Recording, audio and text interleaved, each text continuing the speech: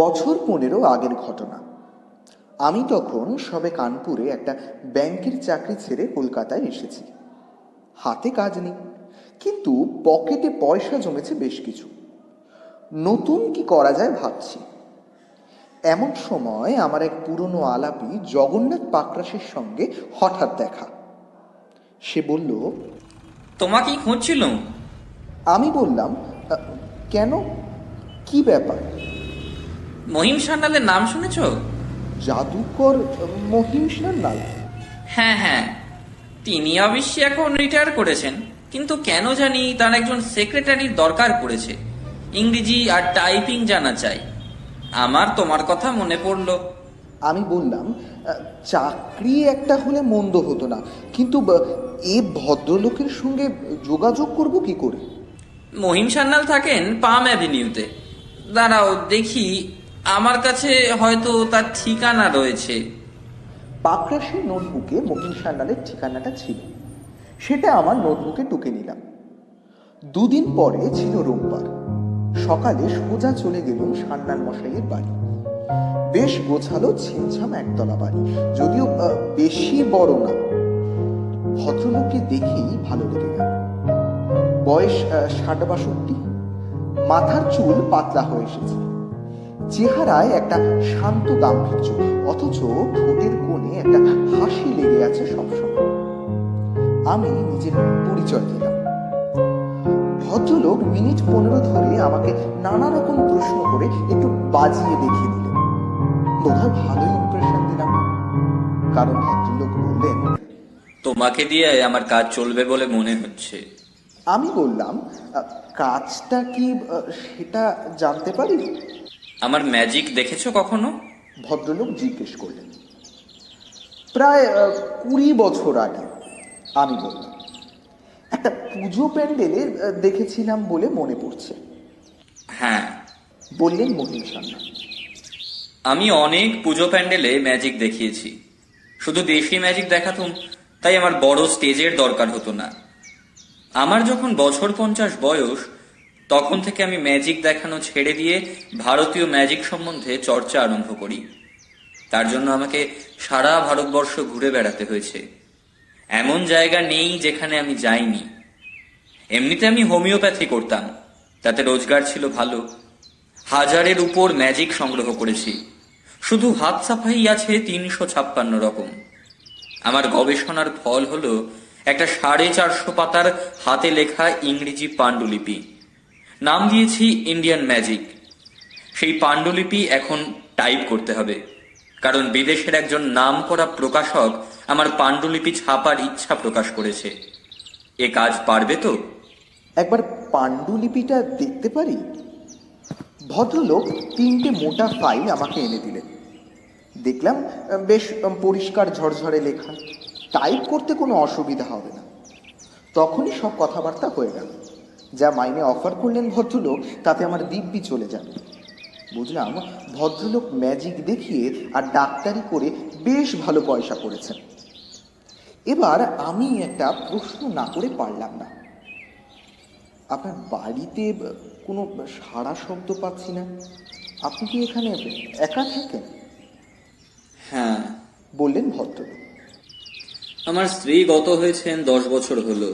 আমার মেয়ের বিয়ে হয়ে গেছে, সে ব্যাঙ্গালোরে থাকে। আমার ছেলে অনিশ বাইরে চাকরি করে। ভদ্রলোক একটা দীর্ঘ নিঃশ্বাস ফেললেন। বুঝলাম একাকিত্বটা যে তিনি খুব উপভোগ করেন তা নয়। আমি আমার কাজের টাইম জেনে নিলাম। সকাল 10টায় আসতে হবে, দুপুরে সান্যাল মশাইয়ের সঙ্গে খাওয়া, আর সন্ধ্যা 6টা পর্যন্ত কাজ। কাজে লেগে পড়লাম। পাণ্ডুলিপিটা যতই পড়ছি ততই অবাক হয়ে যাচ্ছে। আশ্চর্য সংগ্রহ হতে। ভারতীয় জাদু যত রকম হতে পারে, মাদারিকা খেল, ভোজবাজি, ভেলকি, সব কিছুই আছে। বই হলে একটা অতি মূল্যবান জিনিস হবে সেটাও বুঝতে পারলাম। দুপুরে খাবার সময় ভদ্রলোক তার অভিজ্ঞতার কথা বলেন। শুনতে গল্পের মতো লাগে। যখন জাদুকর ছিলেন তখন বেশিরভাগই নেটিভ স্টেটে রাজা রাজরাদের ম্যাজিক দেখাতেন। সব খেলাই হতো ফরাসের উপর, স্টেজের কোনো বালাই নেই। এমনি ম্যাজিক ছাড়াও ভদ্রলোক যেটা খুব ভালো পারতেন সেটা হলো হিপনোটিজম বা সম্মোহন। বিদেশি ম্যাজিক ভদ্রলোক ভালো চোখে দেখতেন না, কারণ তাতে হাত সাফাইয়ের চেয়ে যন্ত্রপাতির ব্যবহারটাই বেশি। সেখানে জাদুকর হচ্ছেন একজন শোম্যান। ভারতীয় ম্যাজিক বিদেশির চেয়ে অনেক বেশি খাঁটি, সেটা ফুটপাতে বসেও দেখানো যায়। তাতে যন্ত্রপাতির দরকার লাগে না, যেটার প্রয়োজন হয় সেটা হলো জাদুকরের দক্ষতা। এই সময় তখন আমার টাইপিং প্রায় অর্ধেক হয়ে গেছে। একটা ব্যাপার হলো, কলকাতায় এক ম্যাজিশিয়ান এলেন শো দিতে। আসল নাম সূর্যকান্ত লাহিড়ী, কিন্তু তিনি নিজেকে দ্য গ্রেট সুরিয়া বলে প্রচার করেন। তার পোস্টার বা বিজ্ঞাপনে ওই নামই থাকে। মহিমবাবু কাগজে এই জাদুকরের বিজ্ঞাপন দেখে বললেন, এর নাম তো শুনিনি, ইনি নতুন আমদানি বলে মনে হচ্ছে। আমার একটু একটু ইচ্ছে করছিল এই ছোকরার ম্যাজিক দেখতে, কিন্তু সেটা আর সান্যাল মশাইকে বললাম না। দুদিন পরে একটা টেলিফোন এলো দুপুরবেলা। আমার টেবিলেই টেলিফোন থাকে, তুলে হ্যালো বলতে উল্টো দিক থেকে কথা এলো। আমি সূর্যকান্ত লাহিড়ী কথা বলছি, জাদুকর দ্য গ্রেট সুরিয়া বলে আমি পরিচিত। একবার মহিম সান্যালের সঙ্গে কথা বলতে পারি কি? আমি বললাম, আপনার প্রয়োজনটা কি সেটা জানতে পারি? আমি ওনার সেক্রেটারি কথা বলছি। উত্তর এলো, আমি ভদ্রলোকের নাম অনেক শুনেছি, তিনি দেশি ম্যাজিক দেখাতেন সেটাও আমি জানি। তাকে আমার শোয়ে আমন্ত্রণ জানাতে চাই। আমি ব্যক্তিগতভাবে তার সঙ্গে দেখা করে তাকে আসতে বলতে চাই। আমি সান্যাল মশাইকে জিজ্ঞেস করলাম। তিনি পরদিন সকালে সময় দিলেন। আমি সে কথা সূর্যকান্তকে জানিয়ে দিলাম। পরদিন সূর্যকান্ত সকাল 10টার সময় এল। আমি তাকে বৈঠকখানায় বসালাম। বছর 35 বয়স, ফ্রেঞ্চ কাট দাড়ি, বেশ ব্রাইট চেহারা, আর চোখে মুখে কথা বলে। মহিমবাবু আসতেই তাকে নমস্কার করে বলল, আমি জানি আপনি বিদেশি জাদু বিশেষ পছন্দ করেন না, কিন্তু আমার একান্ত অনুরোধ, যদি একটিবার আপনি আমার শোয়ে আসেন। আমি ছেলেবেলা থেকে আপনার নাম অনেক শুনেছি, আপনার খ্যাতির কথাও জানি। আমার গুরু সুলতান খাঁ আপনার ম্যাজিক দেখেছিলেন, তিনি খুব সুখ্যাতি করেছিলেন। আশা করি আপনি আমাকে নিরাশ করবেন না। আপনাদের জন্য 2খানা টিকিট আমি এনেছি, একেবারে সামনের সারির মাঝখানে। আপনারা এলে আমি কৃতার্থ হব। কালই সন্ধ্যায় শো, মাত্র 2 ঘন্টা সময় আপনাদের যাবে। আমি ভেবেছিলাম মহিমবাবু হয়তো আপত্তি করবেন, কিন্তু দেখলাম তিনি রাজি হয়ে গেলেন। সূর্যকান্ত অত্যন্ত খুশি মনে বিদায় নেন। পরদিন সন্ধ্যে 6টায় মহাজাতি সদনে শো। আমরা ঠিক 5 মিনিট আগে গিয়ে হাজির হলাম। লোক বেশ ভালোই হয়েছে, প্রায় হাউসফুল। দ্য গ্রেট সুরিয়া দেখলাম পাঞ্চুয়ালিটিতে বিশ্বাস করে, কারণ ঘড়ির কাঁটায় 6টার সময় একেবারে পর্দা সরে গেল। বিদেশি ম্যাজিক যেমন হয় তার তুলনায় সূর্যকান্তের শো নেহাতি নিন্দের নয়। ম্যাজিক ছাড়া দর্শকের মনোরঞ্জনের জন্য নানা রকম বন্দোবস্তও রয়েছে। তার মধ্যে 1 হলো রংচকের সেট সেটিং, 2 হলো বাজনা, আর 3 হলো 6 জন মেয়ে সহকারী। তারা সকলেই বেশ সুশ্রী। সবচেয়ে অবাক লাগলো মহিম সান্যালের প্রতিক্রিয়া দেখে। তিনি অত্যন্ত মনোযোগের সঙ্গে শো দেখছিলেন এবং প্রত্যেক আইটেমের পর হাততালি দিচ্ছেন। আমি একবার ফিসফিস করে জিজ্ঞেস করলাম, আপনার বেশ ভালো লেগেছে বলে মনে হচ্ছে? ভদ্রলোক বললেন, প্রায় 45 বছর পরে এ জিনিস দেখছি। শেষ দেখেছি চীনে জাদুকর চ্যাংয়ের ম্যাজিক। যৌবনের কথা মনে পড়ে যাচ্ছে, মন্দ লাগছে না। তবে সবই যন্ত্রের কারসাজি আর রং তামাশা দিয়ে লোকের মন ভোলানো।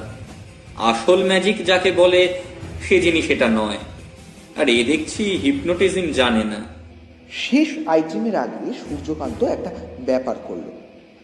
মঞ্চের সামনের দিকে এগিয়ে এসে দর্শকদের উদ্দেশ্য করে বলল, আজ আমাদের বিশেষ সৌভাগ্য যে সামনের সারিতে উপস্থিত রয়েছেন এমন একজন জাদুকর যার নাম আজ থেকে 25 বছর আগে লোকের মুখে মুখে ফিরত। ইনি ভারতীয় জাদুর জন্য যা করেছেন তার তুলনা হয় না। আমি মহিম সান্যালকে স্বনির্বন্ধ অনুরোধ করছি, উনি মঞ্চে তার অন্তত একটা জাদু দর্শকদের দেখান।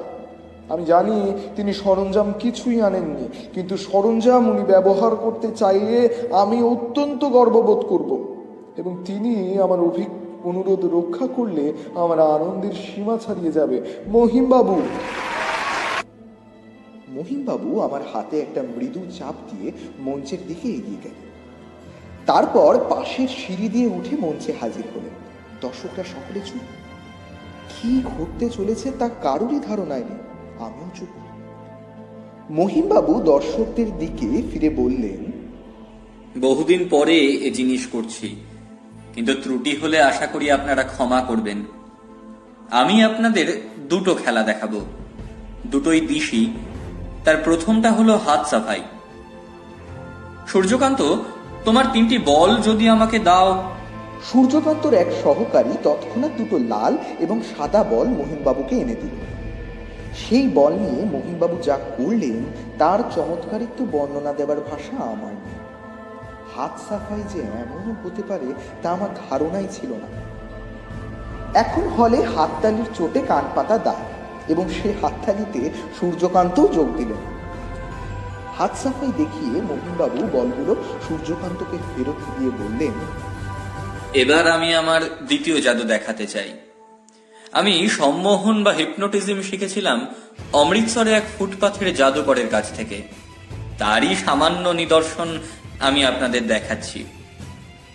আমি সূর্যকান্ত বাবুর অনুরোধ রক্ষা করেছি। আশা করি তার প্রতিদানে তিনিও আমার একটি সামান্য অনুরোধ রক্ষা করবেন। আমি তাকেই সম্মোহিত করতে চাই। সূর্যকান্ত দেখলাম বেশ স্পোর্টিং। সে রাজি হয়ে গেল। মহিমবাবু সূর্যকান্তকে একটা চেয়ারে বসিয়ে তার সামনে নিজেও একটা চেয়ারে বসলেন। তারপর বললেন, আপনি আমার চোখের দিকে এক দৃষ্টে তাকিয়ে থাকুন। সূর্যকান্ত আদেশ পালন করল। 3 মিনিটের মধ্যে লক্ষ্য করলাম সূর্যকান্তর চোখের চাউনি বদলে গেছে। তার চোখ দুটো যেন পাথরের চোখ। সে যেন সামনের জিনিস দেখেও দেখতে পারছে না। মহিম সান্যাল এবার ধীরে ধীরে উঠে দাঁড়ালেন। সূর্যকান্তর দিক থেকে দৃষ্টি না সরিয়ে তিনি বললেন, আপনাকে আমি কয়েকটা প্রশ্ন করতে চাই। করুন। ভাবলেশহীন কণ্ঠে উত্তর দিল সূর্যকান্ত। আপনি কতদিন হলো ম্যাজিক দেখাচ্ছেন? 5 বছর। কার কাছে আপনি ম্যাজিক শিখেছেন? সুলতান খাঁ। কবে থেকে শিখতে আরম্ভ করেছেন? আমার যখন 25 বছর বয়স। আপনার এখন বয়স কত? 35। ম্যাজিক দেখানোর আগে আপনি কি করতেন? দিল্লিতে চাকরি করতাম, কি চাকরি? খবরের কাগজের রিপোর্টার। তার আগে? আমি কলকাতায় থাকতাম, কোথায়? 24 নম্বর ল্যান্সডাউন রোড। কার সঙ্গে থাকতেন আপনি? আমার বাবা। আপনার বাবার নাম কি? মহিম সান্যাল। আমি স্তম্ভিত। হলে পিন পড়লে তার আওয়াজ পাওয়া যেত। আপনার আসল নাম কি? প্রশ্ন করলেন মহিমবাবু। অনিশ সান্যাল। আপনি আপনার বাবার সঙ্গে ঝগড়া করে বাড়ি থেকে বেরিয়ে যান? হ্যাঁ। এখনো বাবার উপর রাগ আছে? না, আর নেই। আমি ভুল করেছিলাম, অন্যায় করেছিলাম। এরপরে সূর্যকান্ত ওরফে অনিশের চোখের সামনে হাত নেড়ে তাকে হিপনোটাইজড অবস্থা থেকে স্বাভাবিক অবস্থায় ফিরিয়ে আনলেন মহিম সান্যাল। দর্শক কিছুক্ষণ হতভম্ব থেকে হঠাৎ তুমুল হাততালিতে ফেটে পড়ল। এদিকে অনিশও হতভম্ব। সে তো কিছুই জানে না এতক্ষণ কি হয়েছে। এবার মহিমবাবু তার কাঁধে হাত রেখে বললেন, কেমন বোধ করছো অনিশ? কোনো কষ্ট হয়নি তো?